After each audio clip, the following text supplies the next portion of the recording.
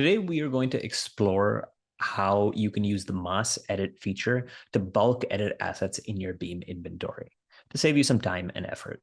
To get started, navigate to your inventory by clicking on the inventory button in the left side panel of your Beam workspace.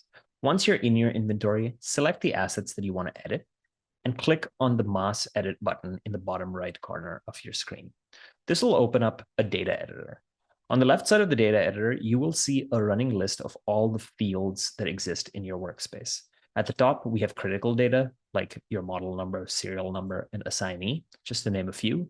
Below that, we have custom fields. So those are fields that are unique to your specific workspace. In this workspace, for example, they have a barcode field, they have an IP address field, and they seem to be a rental business. So they have some rental related fields over here. Below that, we can access the tags associated with the asset. And then below that, you can access the statuses associated with the asset. Now, when you're ready to edit your assets, click on the field that you want to edit. So over here, let me edit the tags associated with this asset. On the right side of the editor, you will see a list of the 4 assets I've selected, along with each of their tags in a row next to them. At the top of the editor, you will see the tags that are common to all of these assets. So all of these assets have the engineering tag, and that's why it's showing up over here. The basic premise of editing any field using mass edit is the same regardless of whether you're editing tags or IP addresses or barcodes.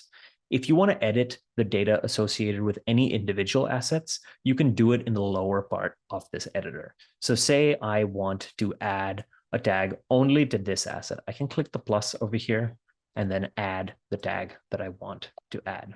If I want to add a tag to all of the assets, I can do that at the top of the screen in this group edit section where I can see those common tags. So let's click on assign tag to all, and then let's do the same thing. So let's go to customers and click customer A. This will add the tag to all of the assets. If I jump into a different field, you'll see that it's much the same. So let's go to, say, location. Let's say all of these assets are being moved from Studio B, which is where they are right now, to Studio C. So I'm going to go to location, just like I did. In the group edit section, from the dropdown, I'm going to select Studio C. And now all of their locations are updated to Studio C. Say, for example, the second asset actually didn't move to Studio C. So what I'm going to do is I'm going to remove Studio C and select Studio B over here. So now I've set Studio C to all of these assets, but then I changed my mind about the second asset, moved it back to Studio B. The one thing that I want to point out before we end this tutorial, though, is some fields, ones that are marked as having unique values. So I believe in this workspace, barcode is a unique field, have the group edit feature locked. So if I jump into barcode over here, you can edit each individual barcode. So I can add individual barcodes over here for these assets, but I have no way to actually edit the barcodes of all of the assets because we've configured this field to only accept unique values.